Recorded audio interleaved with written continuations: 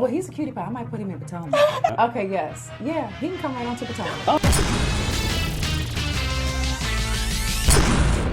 What's up, y'all? It's your boy Richie Scott. We back with another video. Go ahead and hit that subscribe button if you haven't done so already. Hit that notification bell button so that you can be clued into all the new content as soon as it drops on this channel. And you can even shoot me a text message, join the texting community, because that way I can let you know as soon as the video drops, okay? Now, y'all know this is for the reality TV lovers out there. So we're going to be covering a lot more reality TV, especially now that Real Housewives of Atlanta is going off the air. We'll be doing some speculation about things that are going to be occurring for next season. And we're going to be wrapping up a couple of things over the next couple of days with regards to Atlanta. And of course, if something pops off, we'll definitely bring it to you. But we got a whole host of other shows that we can talk about, and we're going to definitely get into all of it, okay? Now, first things first, did y'all catch Growing Up Hip Hop? Let me ask y'all this question. Hold on.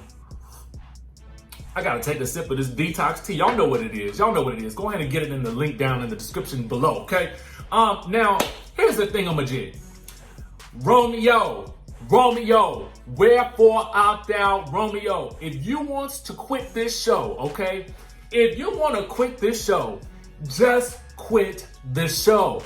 I respect it. I respect that you've outgrown it. I respect that you wants to be a business man. You know what I'm saying? I respect that. But the way you've been handling this cast and this season is all wrong, my brother. If you don't want to be there, stop taking that money. Stop taking that check and go get your check elsewhere. You know what I'm saying? Do the responsible thing. Honor your commitments if you're supposed to be there. And don't be bringing your daddy along to confront the rest of the cast about some things that you know that you need to confront with these people yourself. Half of these people been calling you and calling you and calling you, and you've been ignoring them. And now you got to bring your daddy to the confrontation? I just didn't understand it. Romeo, see, I respect your hustle. I respect especially Master P.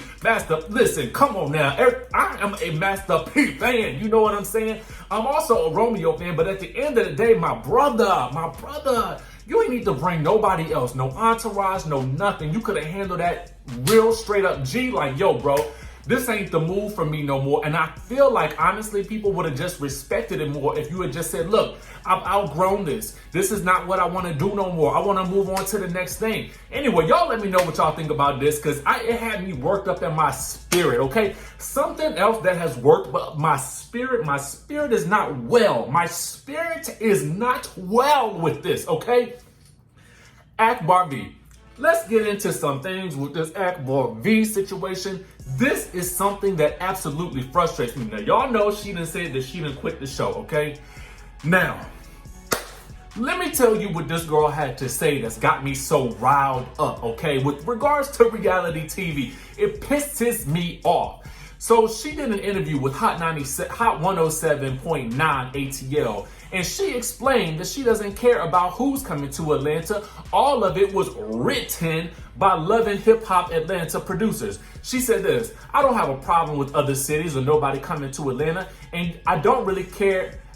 And you don't really have to check in with me. All that stuff people saw, the producers were writing it for television. Know what I'm saying? I really don't care about people coming to Atlanta. You know, I just did what I did for my check, okay? So, help me out, my sister. Help me out, my sister. Okay. I'm trying to understand. Now listen, she's done a whole series of other interviews where she's come at Alexis Sky, basically saying she's not a real friend for not having her back. You know what I'm saying? She also talked about why she doesn't have her kids. Apparently she says she gave her children to their aunt and father to raise because she was still dealing with issues from being assaulted as a child, okay? Now, here's the thing. Whatever you want to do with the kids is whatever you want to do with the kids. That's your choice. That's your family. I respect it, because who ain't got a family that somebody else then took some kids? You know what I'm saying? A lot of us got that. You know what I mean? But what I do have an issue with is the fakerization, the reveal of the fakerization. Now, I get it. I know a lot of us know that these reality shows, they don't be real, right? But it's stuff like this that makes the reality show hard to watch. You know what I'm saying? So you mean to tell me you done busted up in every single scene that you've been in this season? Just about, let's say 90% of the scenes. You done busted up in all of those scenes and you fighting your behind off with all of these people, and it's all because the producers wanted you to do it, and now you claim you quitting the show? I mean, at this point in time, you might as well keep on going with it. Keep on getting the checks. Keep on cashing the checks. Keep on mollywopping people. You know what I'm saying? We know that it brings in the ratings because you have been the talk of the town since you stepped on the scene on this show. I mean, whether people like it or not, whether people hate you or they don't hate you, you've been riling it up. Now I'm just upset with you because now you want to give us this reveal. Come on now. Come on. It just bothers my spirit. You know what I'm saying? It bothers my spirit because, you know, I remember the days of reality TV where it was organic. You know what I'm saying? Even though it was hard to believe that Mimi would stick around with Stevie J, it was compelling to watch as he frolicked around the city of Atlanta with that good Jocelyn Hernandez. You know what I'm saying? I was all in it. I wanted to believe it was real because it was almost too crazy to be true. But now the problem is we got all of these random people who are getting on these shows and then they spilling the tea about how the stuff ain't real. It makes it hard to watch. Okay? Can we get back to the days where this was really about love and hip hop and where we had some realness going on? I want the Jim Jones and Chrissy's back. You know what I'm saying? I want that old thing back. You know what I'm saying? I don't know what we got going on with these new school people, but I feel like that's the reason for the decline in ratings because of the overt storyline creation that's done by production, okay? And I can't even say that I blame Akbar, but I just feel like, you know, I hate when somebody does that. They be like, yeah, I only did all that stuff for a check. Well, you done got half the people in the streets riled up, either taking your side or the other side, and to be quite honest with you, and for what for? You don't even care about who the Queen of Atlanta is. Because who is the Queen of Atlanta? I don't know. Anyway, let's move on to Kandi. Kandi is saying that she does not believe that good YOVANNA, okay? She says she don't believe nothing YOVANNA say. And honestly, she did her speak on it, y'all. It was a little late, you know what I'm saying? Because we almost halfway, we done with the week now, but it was a little late, you know what I'm saying? But I get it, Kandi, you busy. You got things going on. But she did a speak on it, and she had Don Juan on there. And can I just call, where is my phone? Oh, never mind, I'm recording with my phone. Anyway, I want to call up the Bravo, the truly original, the head honchos, and let me just ask, can we make Don Juan an official friend of the Housewives? Can we give him a half peach? You know what I'm saying? Like the seed of a peach, the pulp of a peach, whatever they call that thing in the middle of a peach. You know what I'm saying? Because honestly, here's what I don't mean that, I don't mean no shade when I say this. Please don't listen. If Don Juan, if you watch this, don't take this in a shady way because I'm giving you a complimentary right now. Giving you a compliment. Here's what I got to say about you. What I like about Don Juan is, and people will love you or they won't like you, Don Juan. They will love or not like you, right? And I get it. I'm here for it though, because those people make for the best reality TV shows.